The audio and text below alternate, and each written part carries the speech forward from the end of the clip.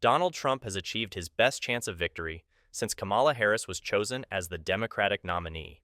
Just about 3 weeks remain till election night.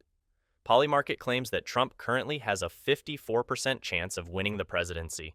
Said another way, if the election were run 100 times, Trump would win 54 times, and Harris would win 45 times, with roughly a 1% chance of something crazy occurring. These odds directly relate to the prospects of the candidates in important battleground states, where Polymarket also operates individual prediction markets. I'll walk you through the chances for every major battleground state in this video and offer some of my analysis on why they are rated the way they are. For background, these kinds of prediction markets have often shown to be more accurate than conventional polls. Although polls show popular opinion at a given moment, these odds represent the real-time consensus of individuals who are actually spending their money where their mouth is, therefore producing a more accurate and grounded projection of the course of the election. First, let us consider the safe states, where Trump or Harris has a greater than 95% chance of winning. With Washington, Oregon, California, and Hawaii almost assured to remain in the Democratic column, Vice President Kamala Harris almost certainly has the Pacific Blue Wall intact for the 7th straight cycle. Additionally, among the fastest left-trending states in the U.S. are Colorado and Illinois. Rising in the Northeast, Harris has a 97% probability in New York, Vermont, Massachusetts, Rhode Island, Connecticut, New Jersey, Delaware, and Maryland.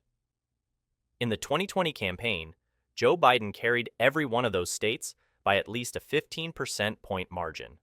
Harris also carries Maine's 1st congressional district as well as the District of Columbia, which lacks even a market as Democrats have never won it by less than 50 points. On our electoral map over here, you can see that these solid blue states taken together have 191 electoral votes. There's no reasonable situation whereby Harris gets any less than this haul come election night. Conversely, Donald Trump has a set of safe states of his own.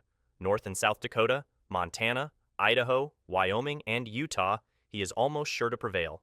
Kansas, Oklahoma, Missouri, Arkansas, Louisiana, Mississippi, Alabama, Tennessee, and South Carolina are comfortably Republican. Nebraska's statewide election, as well as its 1st and 3rd districts, are likewise. At last in Trump's column, consistently showing Kentucky, Indiana, and West Virginia. In 2020, he carried at least 15 points in each of his own safe states, which together equal 122 electoral votes.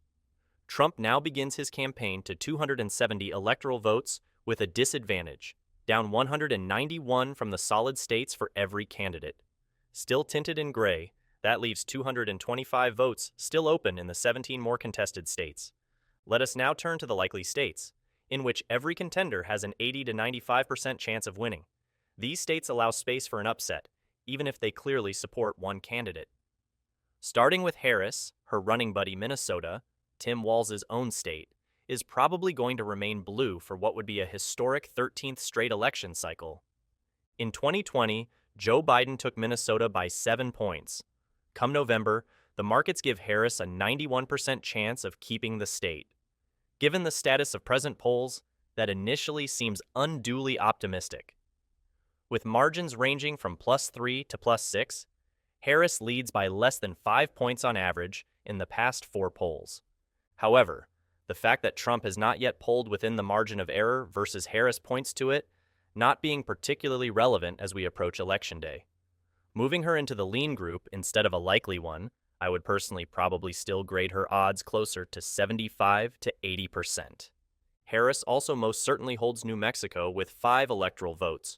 Biden won New Mexico by 11 percentage points in 2020. Based on the most recent odds, Harris is once more the heavy favorite with a 91% likelihood of victory. Given Harris leads by 8 points in the poll average and includes a Harris +6 result from Republican-aligned Rasmussen surveys, this feels more accurate. Back on our map, Harris is also favored to keep Nebraska's 2nd congressional district, where Democrats presently have an 89% chance of earning that solitary electoral vote. Again, despite Nebraska being a deep red state generally. With a lot of college grads, Joe Biden turned this Omaha-based district by 6.5 points in 2020, and it's fast heading left. Harris very certainly holds Virginia with 13 electoral votes as well. While Biden stayed in the race, polls revealed Trump within striking distance and occasionally even winning Virginia by double digits in 2020. Based on the most recent 5 surveys, Harris has now widened the Democratic lead to its highest margin all cycle, 6.4%. Meanwhile, the betting market seemed to show that bullish trend for the VP as well, giving Democrats an 88% chance of keeping Virginia also. At 85% and 88% respectively, up in New England, both New Hampshire and the statewide election in Maine are also likely to go to Harris. Outside of Pennsylvania, of course, these two are usually the only semi-competitive races in this otherwise deep blue region. New Hampshire went for Biden by 7 points in 2020, and Maine by 9. Polls show Harris would hold both for Democrats by comparable majorities this November. That finishes the probably blue states. Regarding the most likely Trump states now, let's start with Alaska. Based on the most recent odds, Trump is practically sure to win here with a 92% likelihood. Though Trump's 10-point edge in 2020 was the closest for a Republican in 60 years, Alaska has only gone blue once in its whole history as a state. Turning now to the Midwestern duo of Iowa and Ohio, both are probably still in Trump's column. Key bellwethers for both 2008 and 2012, these states voted for Barack Obama. Since then, though, they have swung dramatically to the right.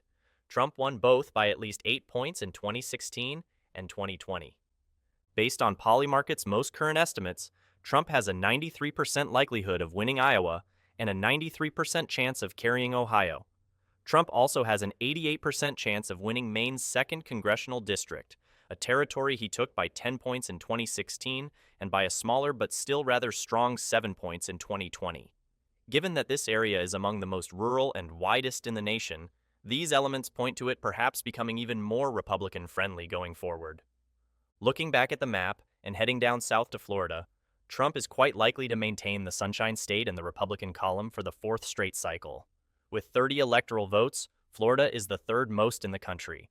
It has long been a classic swing state, determined by fewer than 6 points in each of the past 8 cycles. But when Trump widened his margin of victory in 2020 relative to 2016, it is now distinctly leaning Republican.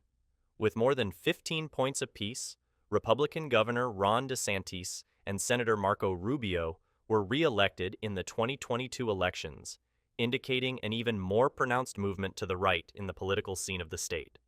With a 6-point lead in the Real Clear polling average over the past 6 polls, one from the New York Times and Siena College showing him leading by as high as 14 points, Polymarket now rates Trump with a 91% chance of winning Florida. At last, let us examine Texas, the 2nd biggest prize on the map with 40 electoral votes. It probably will also find its way to Trump. In Texas, Joe Biden received 46.5% of the vote in 2020, the most of any Democrat since 1976. Though leftward in cities like Dallas and San Antonio, the massively Hispanic and progressively right-leaning Rio Grande Valley in South Texas has sapped Democratic dreams of turning the state blue anytime soon. Like in Florida, Polymarket predicts Trump has an exact 91% chance of winning Texas. Moreover, the polling lead for Trump is practically exactly the same.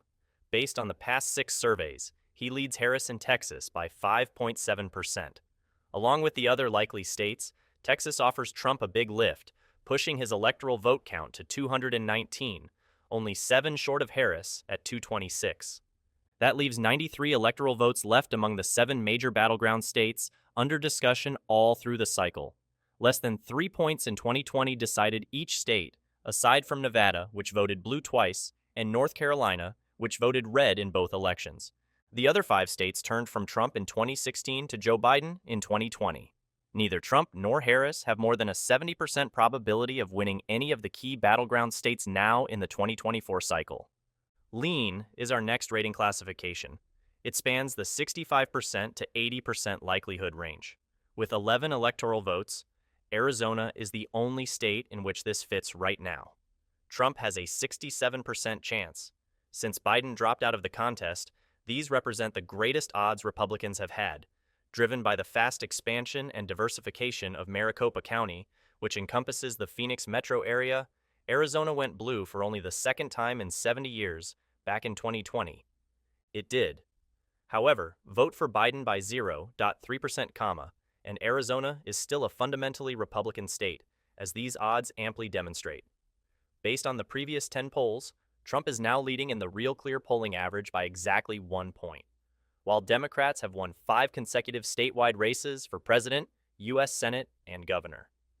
Regarding the other 6 states, let us now arrange from least to most competitive. Georgia, therefore, becomes a tilt state in the Trump column alongside Arizona. Decided by just a 0.22% difference, Georgia was the closest state in the 2020 contest. Like Arizona, its leftward movement has been propelled by the fast expansion and diversification of Atlanta, the main population center, where record black voter turnout heavily favored Biden.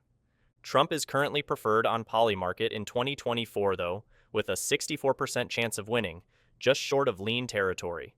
Once more, these are his best chances ever since President Biden withdrew. Based on the latest 9 polls, Trump likewise leads by half a point here. Turning back to the chart, North Carolina is the next most probable state to support either candidate. Once more, this points toward former President Trump.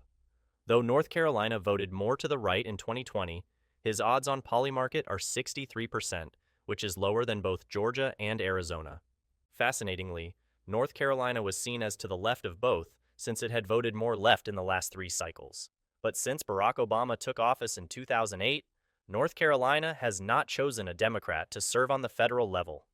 He failed to hold it against Mitt Romney in 2012, and less than 6 points have decided each of the last 8 presidential and Senate contests in the state, confirming North Carolina's regularly competitive but Republican-leaning character. Based on the past 11 polls, Trump leads by half a point according to the Real Clear Politics polling average. Harris has not led in a single poll since mid-September. 4 states remain. Trump may get 270 electoral votes from a victory in any one of the 3 big Upper Rust Belt states: Pennsylvania, Michigan, and Wisconsin.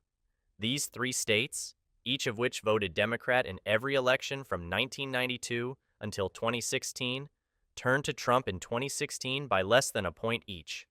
The key was Biden bringing them back to the blue column in 2020. Trump would still be serving a second term right now if he had kept only one of these states in 2020. Here in 2024, they could once more prove decisive. While Trump merely needs to break the wall in any one of these states, Harris must hold all 3 to obtain exactly 270 electoral votes. Trump is just favored slightly on Polymarket in all 3 of the main Rust Belt states. In both Wisconsin and Michigan, he has a 52% probability of winning, just marginally better than a coin flip, while in Pennsylvania, he has a 55%. Based on the most recent 11 surveys, Trump has a minuscule 0.1% lead when compared to Pennsylvania's poll averages. 6 show Trump ahead, 3 show Harris ahead, and 2 show them exactly tied. Out of those, looking at the timeline graph, this represents the longest run Trump has led Harris since late August. Although the lead is small, as we get closer to Election Day, Trump's favor shows a minor momentum change. Based on the past 10 polls, Trump really leads Michigan by a bigger margin of 0.9%. Once more, Trump leads in 6, Harris leads in 3, and 1 is tied. Once more, this is alarming for the Harris team, as she had previously led Trump by at least a point or 2 since late July. Michigan is a fundamentally bluer state, hence Trump's probabilities are still lower here than in Pennsylvania on Polymarket. In both 2016 and 2020, it voted left of Wisconsin and Pennsylvania. Looking to Wisconsin last, the actual clear polling average shows Harris having a very tiny lead of only 0.3% across 9 polls, with the last 3 polls carried out by highly recognized pollsters displaying an exact tie. Over the past few weeks, Harris's lead has progressively dropped. Although Michigan is usually regarded as the most inherently Democratic of the 3 Rust Belt states, Wisconsin veers more Republican. In the last 2 election cycles, it voted right of both Michigan and Pennsylvania. Republicans typically find support in Wisconsin's larger, more rural, lower share of college-educated population. Wisconsin very certainly would be the front line for Trump's overperformance among the white working class, as he did in 2016. Trump notably exceeded the final polling averages here by more than 6.5 points in both 2016 and 2020. Pennsylvania is generally considered the most likely turning point state on the electoral map. Meanwhile, almost double the next most likely state, Michigan, Nate Silver assigns it a 33% chance of swaying the vote. Should Trump win Pennsylvania, as he does on this chart, he most certainly will get 270 electoral votes. Losing Pennsylvania would complicate Harris's road even further. She would have to not only conquer every last battleground state, but also turn one of the states leaning toward Trump. However, based on the most recent projection market odds here, Trump is very slightly favored in Michigan and Wisconsin, which would raise him to 306 electoral votes, well past the threshold of 270 needed to guarantee him a second non-consecutive term. Regarding the last state on our map, Nevada, with 6 electoral votes, Harris is somewhat favored on Polymarket with a 51% chance of winning. Notwithstanding a more favorable national atmosphere for Democrats in 2020, Joe Biden carried Nevada by 2.4%, the same percentage Hillary Clinton gained in 2016. A victory in Nevada would bring Harris's total up to 232, still short of Trump's anticipated 306 electoral votes, ensuring him a second non-consecutive term.